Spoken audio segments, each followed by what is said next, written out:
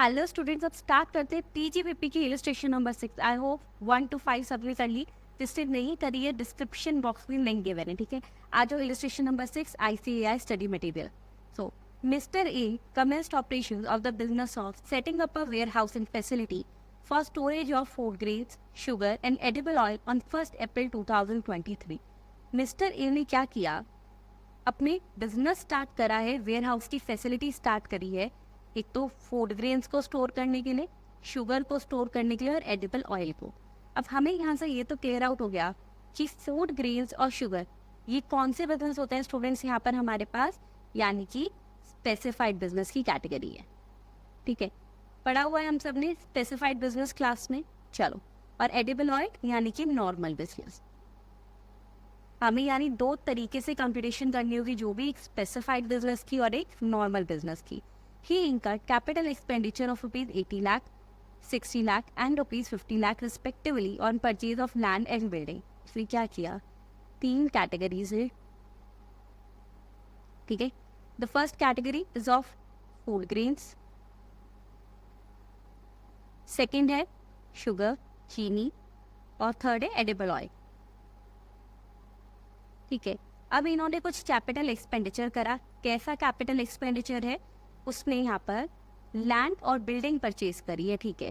कितने कितने की करी है, 80, 60 और 50 की रिस्पेक्टिवली। का मतलब होता है जिस सीक्वेंस में दिया हुआ है कि फूड ग्रेन के लिए 80, शुगर के लिए 60, एडिबल ऑयल के लिए 50 और लिखते हैं।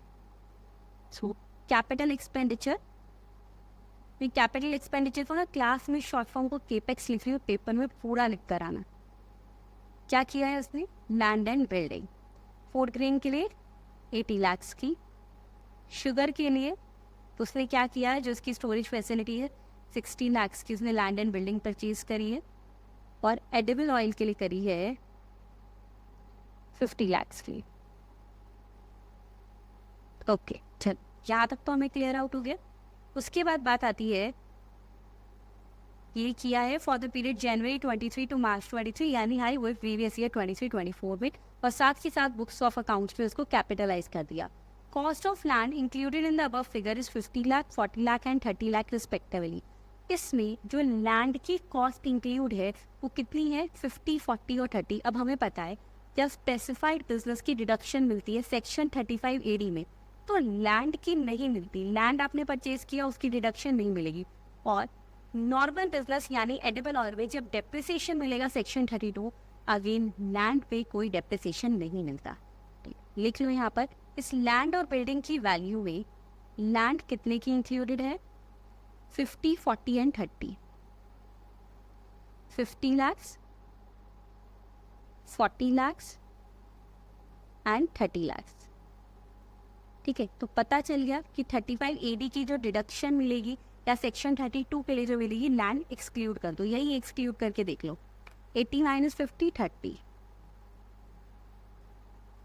60 - 40 20, और जिस पर डेप्रिसिएशन मिलेगा नॉर्मल बिजनेस है एडिबल ऑयल वाला, तो सेक्शन 32 का डेप्रिसिएशन मिलेगा कैपिटल एक्सपेंडिचर पे। वो कितना मिलेगा, 50 - 30 20 पे। लिए क्लियर है यहाँ तक। चलो आ जाओ उसके बाद। फिर और कुछ कैपिटल एक्सपेंडिचर किया है फॉर एक्सटेंशन और reconstruction of the building purchase and use exclusively for the above business. 2015 and 10 का और कैपिटल एक्सपेंडिचर उसने करा है। ऐड कर दो यहाँ पर, कैपिटल एक्सपेंडिचर करा है, ठीक है। कैसा, बिल्डिंग एक्सटेंड करी है, कितना किया है उसने, that is 20, 15 and 10 lakh. 20 lakh, 15 lakh and 10 lakh.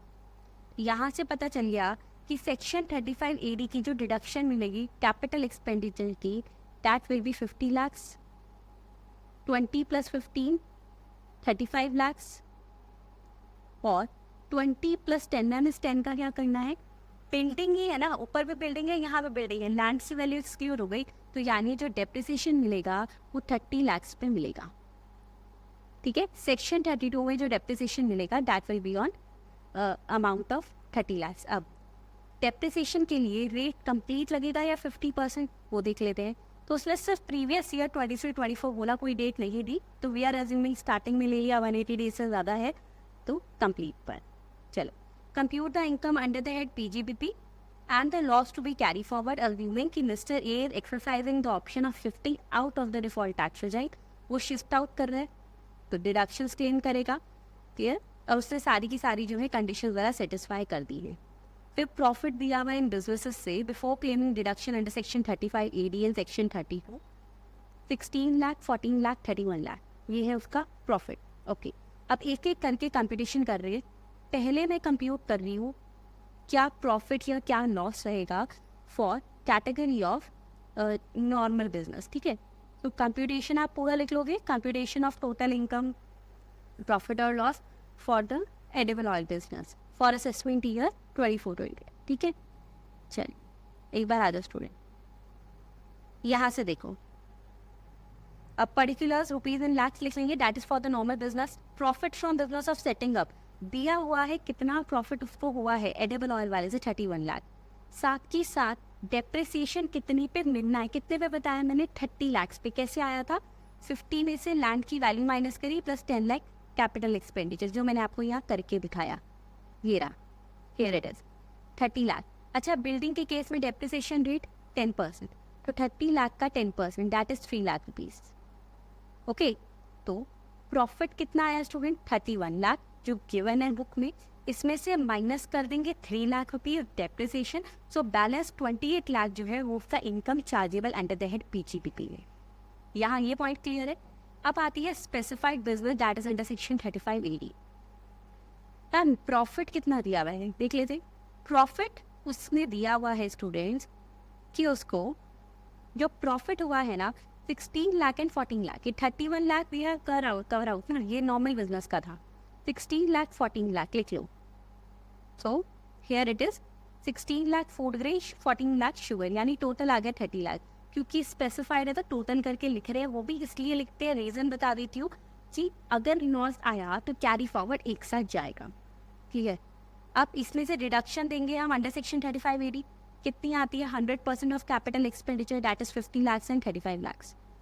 So 16 lakh minus, एक मिनट आ जाओ, 50 लाख ही वही है कैलकुलेशन जो मैंने आपको करके दिखाई थी वर्किंग नोट्स में. ठीक है, 50 लाख माइनस 35. अब 16 माइनस 50 कितना आता है students, and 16 minus 50 is equals to 34. So here it is 34 lakh 16 का प्रॉफिट और साथ के साथ 50 का उसको डिडक्शन मिल रही है अंडर सेक्शन 35 AD ना. तो 34 लाख उसके पास लॉस आ गया. फायदा हो गया क्योंकि इनकम होती टैक्स देना पड़ता, लॉस दिखा रहा है वो. अब उस लॉस को वो कैरी फॉरवर्ड करेगा नेक्स्ट ईयर में जब उसके पास स्पेसिफाइड बिजनेस से प्रॉफिट आएगा, उसके अगेंस्ट उसको सेट ऑफ करेगा. You have to write it in the examination कि स्पेसिफाइड बिजनेस का लॉस स्पेसिफाइड बिजनेस की इनकम पे ही जो है सेट ऑफ होता है. Similarly for the sugar category, यहाँ पर स्टूडेंट्स हमने देखा था कि हमारे पास 14 का प्रॉफिट आया.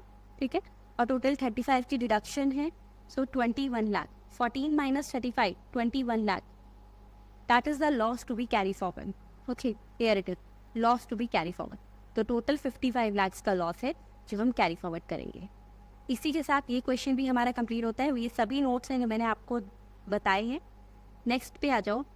अब स्टूडेंट नेक्स्ट जो है ये illustration number 7 is your homework. Again ये ऐसे ही है, स्पेसिफाइड बिजनेस है हमारे पास और स्पेसिफाइड बिजनेस में आपको उसकी इनकम वगैरह निकालनी है. सेक्शन 35 AD की डिडक्शंस दी हुई हो जाएगा. फिर भी कोई डाउट आता है तो definitely you can ask me out. मैंने बोला ही आपको. इलस्ट्रेशन नंबर 8 आ जाइए. Okay, mister Arnab is a proprietor having 2 units. उसके पास 2 यूनिट्स है. Unit A carries on specified business of setting up and operating a warehousing facility for storage of sugar. Unit B में edible oil store होता है. Again student जैसा अभी हमने किया है वैसा ही है. डिफरेंसेस उसने यहाँ पे आपसे टैक्स इम्प्लीकेशंस पूछी है. एक बार मैं आपको बता देती हूँ क्योंकि ट्रांसफर कर रहा है वो, कुछ तो देख लेते हैं. चलो, unit A commenced operations on 1st April 2022 and it claimed reduction of ₹100 lakh incurred on purchase of 2 building. उसने 2 बिल्डिंग खरीदी थी, 100 लाख के रिडक्शन मिली क्योंकि 50 लाख एक बिल्डिंग की वैल्यू थी. ठीक है, अंडर सेक्शन 35 AD ले चुका है वो रिडक्शन. हाउएवर फरवरी 2024 में unit A transferred one of its buildings to unit B.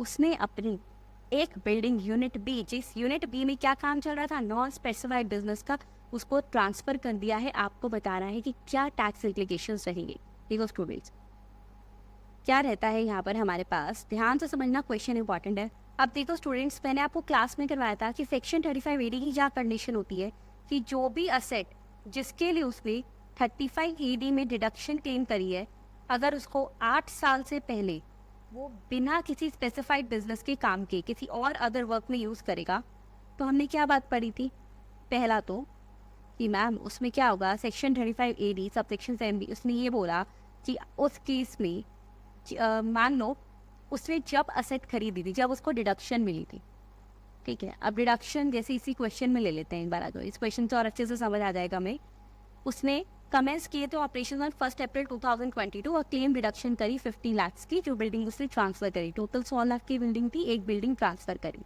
यानी 50 लाख। तो डिडक्शन फॉर प्रीवियस ईयर 22-23, ठीक है ना, तभी उसने डिडक्शन क्लेम करी है ना। देखो स्टूडेंट्स, यहाँ पर 1 अप्रैल 2022 यानी प्रीवियस ईयर 22-23, और I can say assessment year 23-24, same बात हुई। उसने जो डिडक्शन क्लेम करी थी दैट वाज 50 लाख रुपीज। अब इसमें से उसको तो भाई अब जो है जितनी उसने डिडक्शन क्लेम करी थी उसको डीम्ड इनकम मान लेंगे। क्यों डीम्ड इनकम मान लेंगे? क्योंकि उसने 8 साल से पहले बिल्डिंग ट्रांसफर कर दी नॉन स्पेसिफाइड बिजनेस को। बट अगर मान लो शुरू से नॉन स्पेसिफाइड के पास होती तो उसको कुछ डिप्रिसिएशन मिलता। हाँ, वो डिप्रिसिएशन ही अलाउड कर दो। Let depreciation under section 32 building पे कितना होता है 10%, तो 50 लाख का 5 लाख उसको जो है डेप्रिसिएशन मिल जाता। 45 लाख को डीम्ड इनकम मानेंगे, यानी 50 लाख की उसने डिडक्शन क्लेम की थी, 5 लाख डेप्रिसिएशन अलाउ कर दिया, बाकी की डीम्ड इनकम मान ली। मैम ये डीम्ड इनकम कौन से साल के लिए हो गई? फॉर अब एक बात और स्टूडेंट्स, यहाँ पे मैम डेप्रिसिएशन नेक्स्ट ईयर का क्यों नहीं दिया? देख लें एक बार, आ जाओ। डीम्ड इनकम हो गई करंट ईयर के लिए जब अभी चल रहा है, जैसे कि यहाँ पर उसने फरवरी 2024 में करी ना। फरवरी 2024 का मतलब हो गया कि प्रीवियस ईयर कौन सा हो गया student? That is previous year 2023-24, ठीक है। इस एस्टिमेट ईयर 24-25 तब के लिए डीम्ड इनकम बन गई। मैम 23-24 का डेप्रिसिएशन क्यों नहीं दिया? क्योंकि इसी साल में उसने ट्रांसफर कर दी, तो इस साल का डेप्रिसिएशन नॉट आया। ओके, फिर वो 180 डेज वाली कंडीशन नहीं है, मानेंगे ही नहीं, तो ये डीम्ड इनकम मान ली। नेक्स्ट आता है, लेकिन एक बात आएगी, अब वो क्या, इस साल में क्या होगा? इस साल में उसको अगेन इस पर डेप्रिसिएशन मिलेगा। मतलब ये तो डीम्ड इनकम तो मान लिया, लेकिन अब वो असेट उसकी नॉन स्पेसिफाइड बिजनेस की हो गई ना दोस्तों। तो उस नॉन स्पेसिफाइड बिजनेस के लिए उसको यहाँ पर क्या मिलेगा कि एक्चुअल कॉस्ट असेसी के लिए कितनी मानी जाएगी? जितने पे उसने ली थी, यानी 50 लाख। और असेसमेंट ईयर 23-24 के लिए उसको डेप्रिसिएशन मिल गया 5 लाख। तो जो एक्चुअल कॉस्ट मानेंगे कि यूनिट बी के पास कितनी अमाउंट की बिल्डिंग आई है, that is 45 lakh rupees.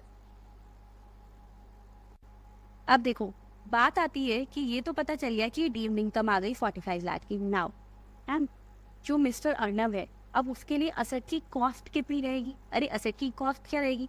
50 lakh की बिल्डिंग खरीदी थी, एक्चुअल कॉस्ट लेस डेप्रिसिएशन दे दिया for that is assessment year 23-24, कितना आ गया?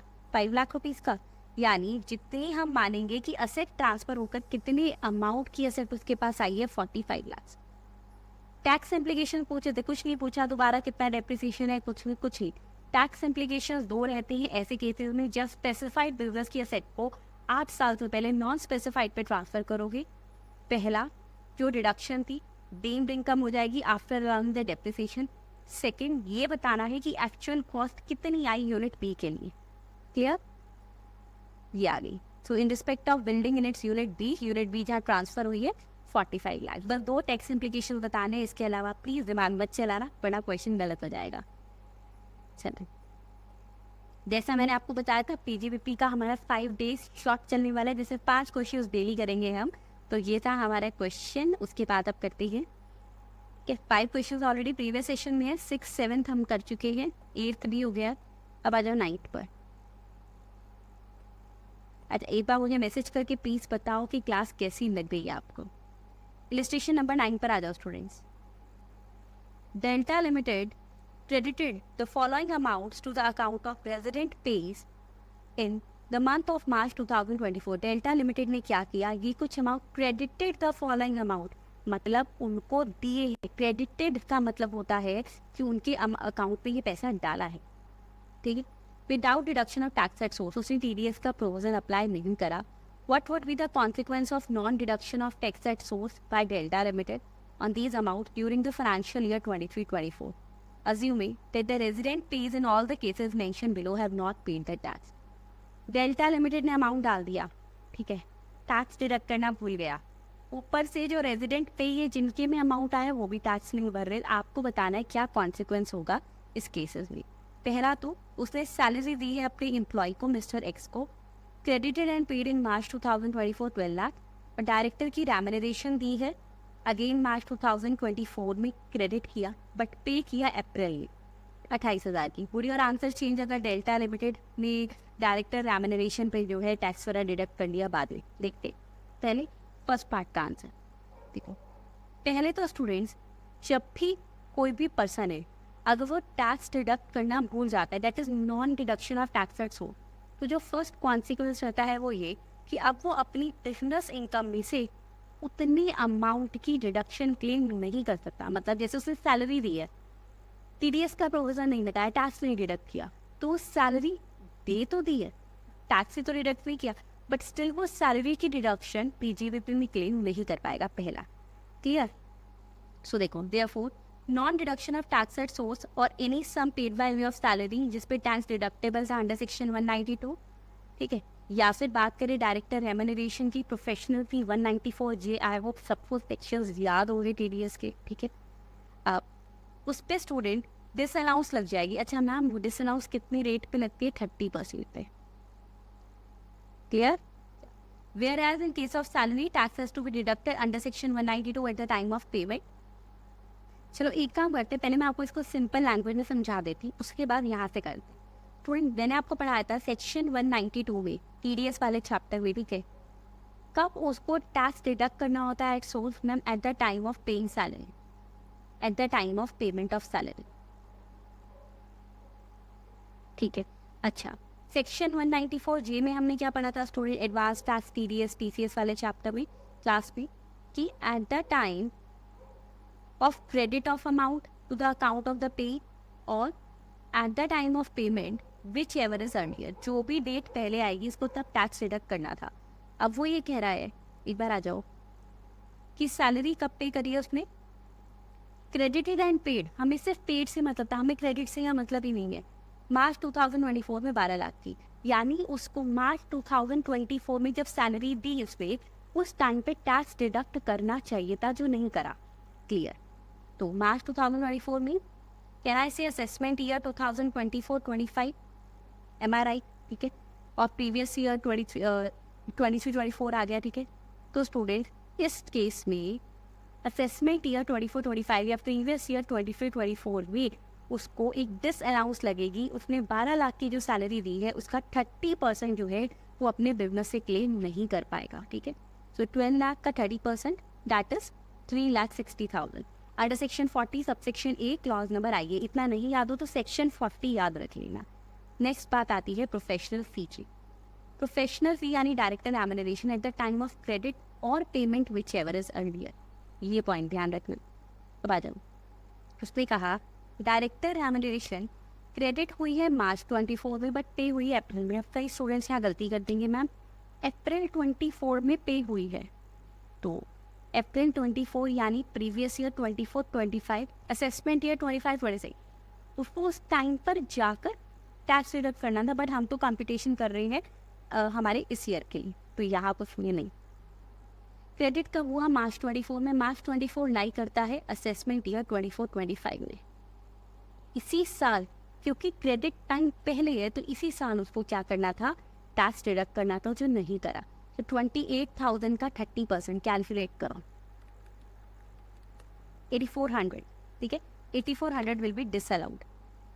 तो सिमिलरली यहाँ पे देखो, अच्छी बातें मैं आपको बता रही हूँ, नोट्स में आपको लिखनी भी है। 8400 डिसअलाउड हो गया, लिखना है कि भाई प्रोफेशनल डायरेक्टर रेम्यूनरेशन के केस में क्रेडिट और payment whichever is earlier. Next First part complete. Then, would your answer change if Delta Limited has deducted tax on directors' remuneration in April 24 at the time of payment and remit the same in July 24? If वो कह रहा है क्या answer change हो जाएगा? अप्रैल 2024 जब next financial year start हुआ, payment के टाइम उसने टैक्स डिडक्ट कर लिया और गवर्नमेंट को दे दिया जुलाई में। क्या आंसर क्या चेंज होगा? इस साल तो लग ही गया उसका डिसअलाउ, क्योंकि हमें क्या पता अगले साल क्या करेगा। 31 मार्च को हमने बुक्स क्लोज कर दी, बट जब वो गवर्नमेंट को अमाउंट पे करेगा एट दैट टाइम स्टूडेंट क्या होगा यहाँ पर, वो जो 8400 की डिसअलाउंस थी ना, वो उसको दोबारा से मिल जाएगी। Clear? So it mean in the next previous year that is 2024-25 उसको ये 8400 जो पहले डिसअलाउड था ये अलाउड हो जाएगा as a deduction from the PGBP. Clear है? चलिए, अच्छा मैम वैसे कौन सी डेट देखेंगे इसमें? चलो ये तो डेट एक ही है कि पे उसने डिडक्ट किया उसी साल गवर्नमेंट को पे किया, जब गवर्नमेंट को पे करेगा उस साल का देखते हैं। ठीक है, देखो यहाँ पे if tax is deducted on directors remuneration in next year at the time of payment and remitted to government, government को दे दिया अगर, तो इन दैट केस उसको नेक्स्ट असेसमेंट ईयर भी अलाउ हो जाएगा। सो इलस्ट्रेशन नंबर 9 भी समझ आ गया। आ जाओ अब आज की क्लास की last but not the least illustration, illustration number 10। During the financial year 23-24 the following payments और एक्सपेंडिचर वर मेड और इंकर्ड बाय मिस्टर राजा, जो कि एक रेजिडेंट इंडिविजुअल है जिसकी टर्नओवर 99 लाख थी। Okay, interest of 45,000 was paid to Rahman and company, a resident partnership firm without deduction of tax at source। उसने क्या किया है? उसने इंटरेस्ट पे करा है रहमान एंड कंपनी को, जो कि एक रेजिडेंट पार्टनरशिप फर्म है, टैक्स डिडक्ट नहीं करा।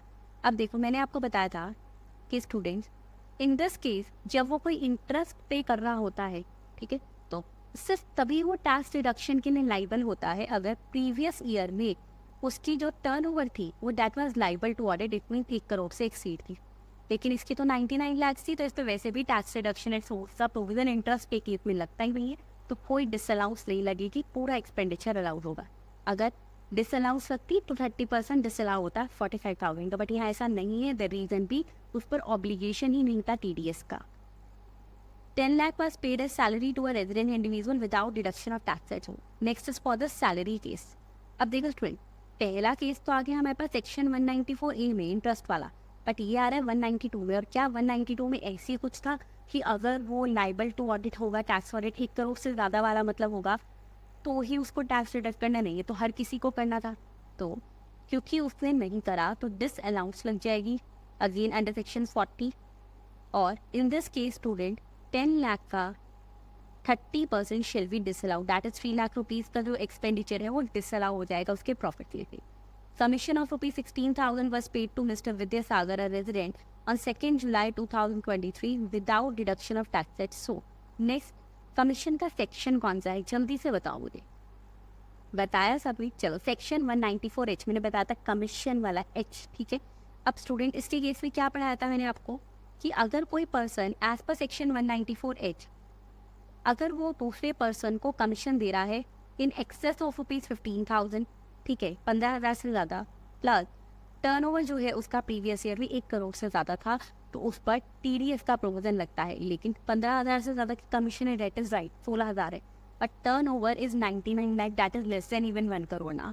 सो in that case TDS disallow shall not be, मतलब उसको TDS का प्रोविजन लगता ही नहीं था, तो उसको कम्प्लीटली अलाउ होगा एक्सपेंडिचर।